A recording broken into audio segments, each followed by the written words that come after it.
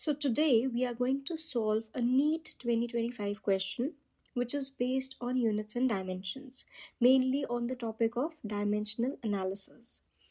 इस क्वेश्चन को बहुत ध्यान से पढ़ते हैं पहले. A balloon is made up of a material of surface tension S and its inflation outlet from where gas is filled in it has a small area A. It is filled with a gas of density rho and takes spherical shape of radius r. When the gas is allowed to flow freely out of it, its radius r changes from r to 0 in time t. If the speed, that is v, that depends on r, of a gas coming out of the balloon depends on r as r to the power a, and t is directly proportional to s to the power alpha, a to the power beta, rho to the power gamma, and r to the power delta, then which of the following options are correct? इस question को समझने के लिए हम basic dimensional analysis apply करेंगे. बहुत ही easy question है, लेकिन यहाँ पे थोड़ा हिट एंड ट्राई का यूज़ करना पड़ेगा. So if we look at the solution, हम कुछ नहीं कर रहे. All that you can see over here is that we are trying to say that T is directly proportional to S to the power alpha, A to the power beta, rho to the power gamma, R to the power delta. अब T यानी कि time, हमने time की dimension लिख दिया यहाँ पे m0 l0 t to the power -1. हमारे पास s है सरफेस टेंशन की डायमेंशन है m t to the power -2 to the power alpha.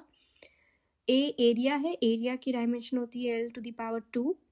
Row is the density की डायमेंशन है m l -3 to the power gamma, and r जो कि हमारा रेडियस है उसकी डायमेंशन है सिंपली l. हमने सबकी पावर्स कलेक्ट की है. पावर्स कलेक्ट करके यहाँ पे हमारे पास कुछ इक्वेशंस बनी है. पहली इक्वेशन आती है -2 अल्फा इज इक्वल टू 1. अगर मैं t की डायमेंशन को कंपेयर करूँ, t to the power -2 alpha is equal to 1. यहाँ से मेरे अल्फा की वैल्यू आ गई -12. So one thing is for sure, अगर आप ऑप्शंस में से देखो अल्फा की वैल्यू -12 बी और सी ऑप्शन में, तो बी या सी ऑप्शन में से कोई भी एक करेक्ट हो सकता है. Then we have another equation, a plus gamma is equal, alpha plus gamma is equal to 0. So gamma is minus of alpha. So gamma की वैल्यू आती है half. अब अगर मैं b और c को कंपेयर करूँ, so gamma is given to me as half in the option C. Therefore option C is correct.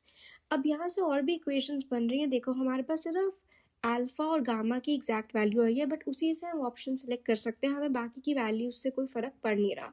If you still want to cross check, आप बीटा, डेल्टा और गामा जो values यहाँ पर option C में दे रखी हैं, आप उनको यूज़ करके इसको वेरीफाई भी कर सकते हो, right. But this is how you do